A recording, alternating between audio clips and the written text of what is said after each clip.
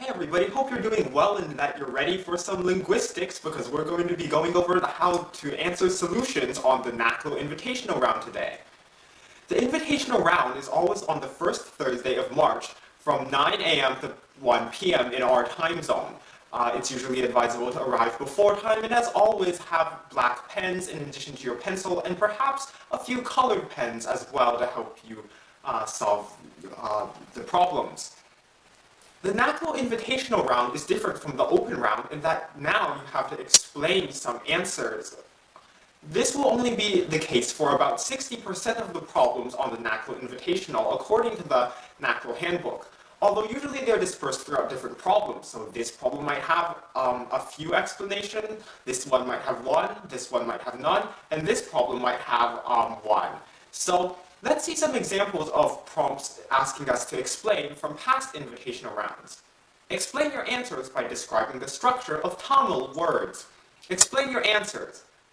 Write down as much as you can deduce about the order in which these changes happened and explain how you reached your answer. Explain your answers again. So what is exactly meant by this? Well, the NACLO committee hasn't been exactly very clear in the past on what this has meant. So in the past, all that has been asked is simply explain your answers, or those were the exact words that were directed. However, starting from 2018's NACLO Invitational, things have been a bit better because the NACLO committee has been a bit more clear about what is expected. So they will ask, how did you get to this specific step? You won't have to explain all your answers, just this step over here, and the rest over here, well, those you don't have to include for full credit. So these kinds of problems are going to ask you, explain your answer. From what we know, what is expected from the NACLO grading committee is that you will describe the relevant grammatical rules of the language and vocabulary. Then, you will need to show how these let you solve the problem. But you don't necessarily have to discuss your personal thought process. Of course, you'll still get full credit if your solution recounts all the twists and turns you took in order to solve the problem, and you may even be on the safe side if you choose to do a more meticulous solution where you say, where you explain to the reader your exact thoughts or your logic in getting to your answer. Even though the NACLO handbook says that the grading committee would prefer that you have your thought processes all laid out in your solutions, this is not entirely necessary. You can if you want, and this will give you points if you have nothing else to write. So if you have no idea what to do for a problem, then just write down, well, I think this, and this makes me think this, which may get me to a solution. Even if you don't have an actual solution, writing it down may help you get some points. But if you have solved everything already, there's no need to recount all of your personal thought processes, only convince the grading committee that you deserve all the points. You're not necessarily explaining You don't have to explain the problem to another student, merely show the grading committee and convince them that you deserve to gain all 10 out of 10 points, or all 15 out of 15 points, or whatever the case may be. So, even though you can show the logical steps you took personally, that's not entirely necessary. Just show that you were able to gain a grammatical knowledge of what is being asked in the question, and show that the graders that you didn't simply randomly guess everything correctly. Okay, so that's a lot, but let's break it down by starting with a sample problem. So given these Roman numerals and given the English translations, would you be able to fill in the blank for LIX, XL, and 94? Pause the video now if you'd like a moment to think. JK, don't actually pause because you should already know how Roman numerals work. So if we already know how they work, then it should be pretty easy to fill in the blanks. So if we were asked to explain our answer, what would the NACLO committee expect from our explanation? Well, we would only need to write down how Roman numerals worked and not how we learned about them. In fact, you probably already knew about them from someplace else, such as from elementary school or primary school. What you had to write down isn't your long process from elementary school up until now where you learned about Roman numerals. Rather, you would only need to talk about how Roman numerals worked to convince the grading committee you actually understand how they do work, rather than trying to explain them to somebody who doesn't know them. Here's an example of a sample explanation that would probably receive full credit as far as we know of. Again, the NACLO committee has been vague about what is being expected, so this is our best guess as to what a good explanation would look like. It only would explain how the Roman numerals would work. To add a smaller number to a bigger number, place the smaller number on the right. To subtract a smaller number from a bigger number, place the smaller number on the left. When subtracting, we may only subtract one numeral at a time. So, for example, we can't subtract II or III. And it must be the largest numeral less than the largest numeral in our current expression.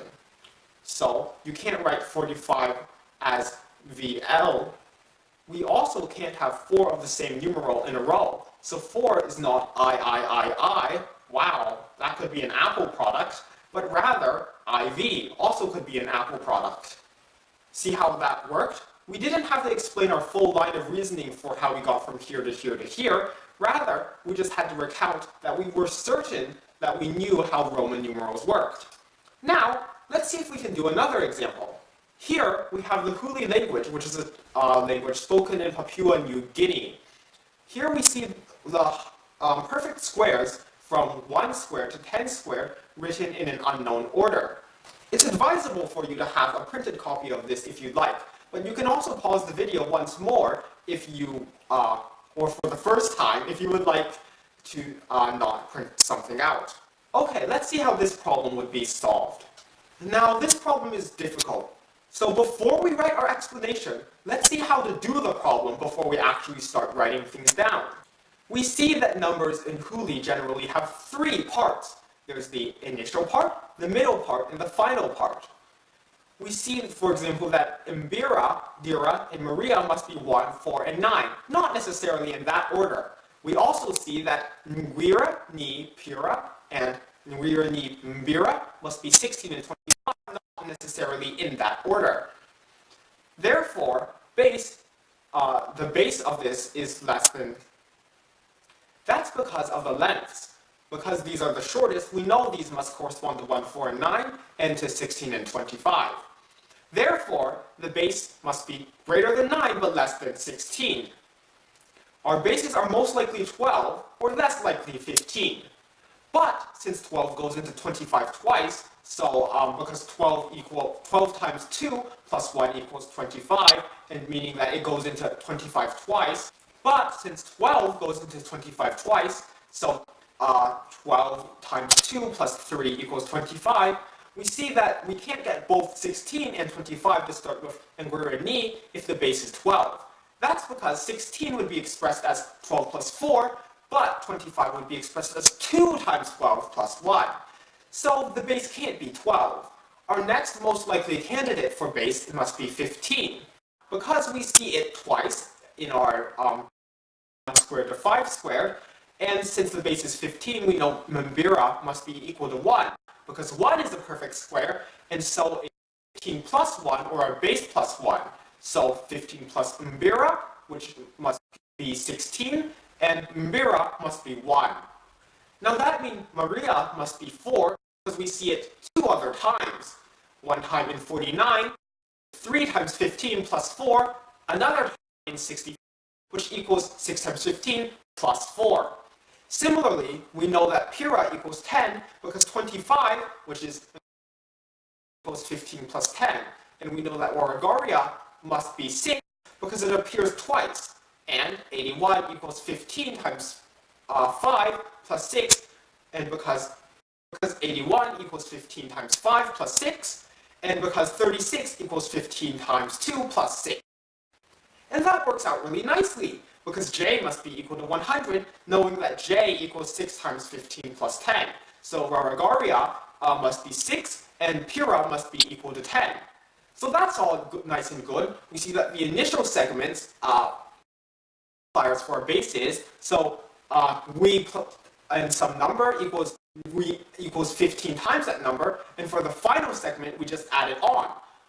But what about the middle segment, the we something gonaga? Well, for starters, it looks like the middle segment doesn't add anything new. Everything is already expressed in the initial part and the final part. So the initial part is something like the tens digit or the 15s digit in this, like in Huli. So like in English, the tens digit is the multiple of 10. In Huli, it's the same, but it's the multiple of 15. And the final part, that must be equal to the units digit. So the middle segment, the middle part, it doesn't really add anything new. Gosh darn, if it doesn't add anything new, that makes it really difficult for us to solve. So what could the middle part mean? Well, let's think. They're probably not going to say something entirely useless and unrelated to the other parts. So, if the middle part means anything, then it probably means redundant information. It won't mean something that's new because we already have everything from the initial part and the final part. If there's anything to be discovered from the middle part, it has to be redundant, providing us something we already know. And it has to be related to either the initial part or the final part. Actually, the middle part of a number in Huli is always going to have a number attached to it, attached to the gonaga part, that is one more than the number attached to the initial part. So, for example, if we have something like waragaria gonaga, then that means that we have we downy in the initial part. So, for example, since waragaria means 6, we know that waragaria equals 6, and dao must be equal to 5 because it has the middle part has to be one more than the number in the initial part. How could we have noticed this? Well, we could arrive at this conclusion in several ways. One way is that we guess that in C, dao is close to waragaria, so it is probably 5 or 7, since waragaria is 6. After all, since the middle part is redundant, it is probably related to waragaria. And if it's not related to waragaria, then what would it be? Why would dao be anything other than 5 and 7? Why would there be a redundant part which has some number which is unrelated to the other numbers? So, it's most logical to conclude that the middle part is going to have something that's close to the initial part. So based on C, it would most likely be 6, so that 5 times 15 plus 6 equals 81. That waragaria, which appears twice, 6 and 6, and the middle part has to be related to the initial part. So 1 more than 5 is 6. That's how we get there. Another guess could be made based on what's the time until in, another NACLO problem that we did earlier in this year if you're part of our linguistics. So you could have used that what the middle part meant is that it's something like a between. So we could have guessed that the middle part is something like 5/15 and on the way to the 15. So for C, for example, it would mean 5/15 and 6 on to the way to the next 16, to the next 15th. Yet another way you could have noticed is that you see that there is an unbroken link of items from the data where numbers in the initial part show up in the middle part of another item in the data. So for example, we see ki and tebole, and then tibo, and then mane, and then ma, and then downy, and then dao, and waragaria, and then waragaria, and then ka.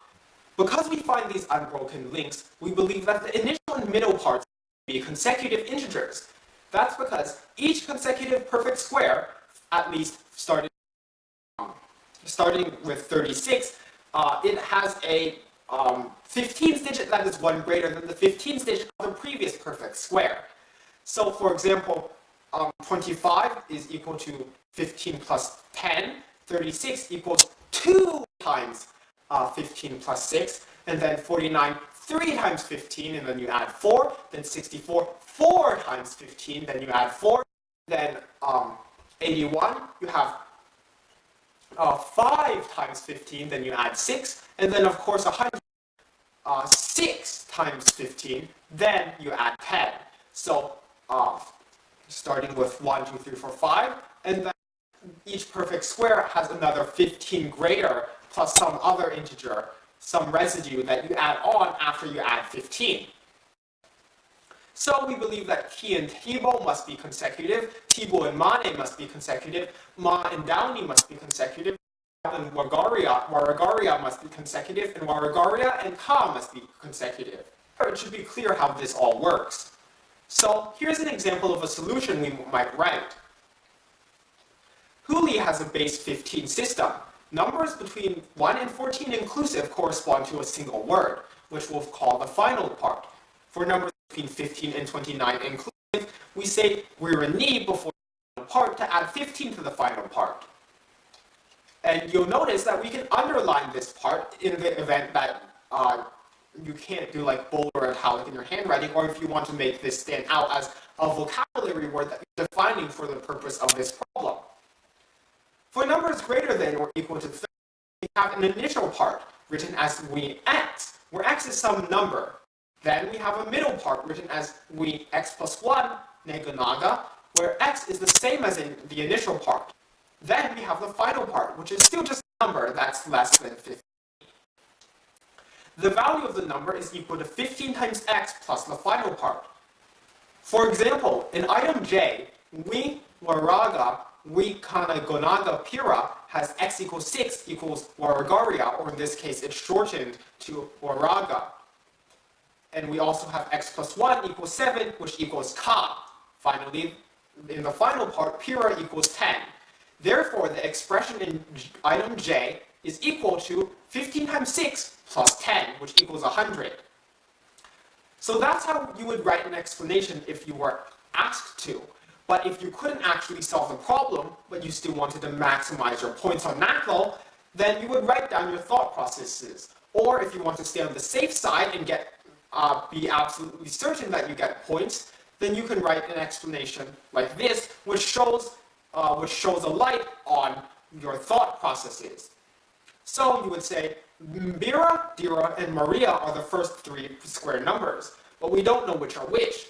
Mira ni Pira and Mira ni Mira must be 16 and 25, but we still don't know which are which. Therefore, the base b must be greater than 9 but less than 16, and 2b must be greater than 25. We therefore also know Pira equals 10. Therefore, b can't be 12, so the only plausible possibility is that b equals 15. Because Mbira appears in the first 3 square numbers as well as in the following 2 square numbers, it must equal 1 because 16, which equals Mbira equals 15 plus 1. By extension, we see for numbers greater than or equal to 30, we have an initial part written as x, where x is some number. From here, the solution looks pretty much like the solution we had before. We've changed it slightly to accommodate the fact that we're writing out our thought processes. However, only this part is necessary as far as we know. And again, the NACLO committee has been vague, so we don't know entirely for certain. You would only need this part for full credit, but this part would be to make sure for absolutely certain that you get full points. So that would get you full points no matter what, even if our knowledge of the NACLO committee's grading policies are wrong. Now for some general tips on the NACLO Invitational. When you write explanations, you won't lose points for using linguistics vocabulary. Now that doesn't mean that you necessarily have the MEM linguistics vocabulary. If there is a technical vocabulary word that pops into your head, it could help. Why? Well, vocab is nice for writing solutions because, first, it's more concise and it's more precise. Concise means you save time on writing, meaning more time to solve more problems. It's precise because the grading committee won't confuse your answers, and you don't have to spend time on defining your terms and what you mean. It saves a lot of words. On the other hand, you have to study vocab, and your time is probably better spent preparing for a NACLO Invitational by doing problems and learning about linguistics, rather than memorizing these vocabulary words. Also, when you are given a NACLO problem dealing with a writing system, you may happen to confuse the writing system with an English character if you're just writing your solution normally. So what you can do is, if there's something in another writing system, you put it in a box. Also, if you're transcribing a script from another language, you can show the one-on-one correspondences of that script using boxes with the Latin script on top and on the bottom, the script of that other language. For example, if we were given a writing problem that asked us to explain our answers, then we might explain it something like this. Because we see both mita and mitap here in the Latin script data, we guess these correspond to this and this, respectively, in the Khmer script data. By using boxes around the characters, there's no chance we'll confuse them, and by writing in Latin script above each text in the Khmer script, we know that we can convince the NACLO grading committee that we are absolutely certain that we understand how to transcribe each Khmer character. So when the linguistics invitational round comes around, we know that you'll be able to shine your fullest linguistic capacity. Good luck to everybody who's competing.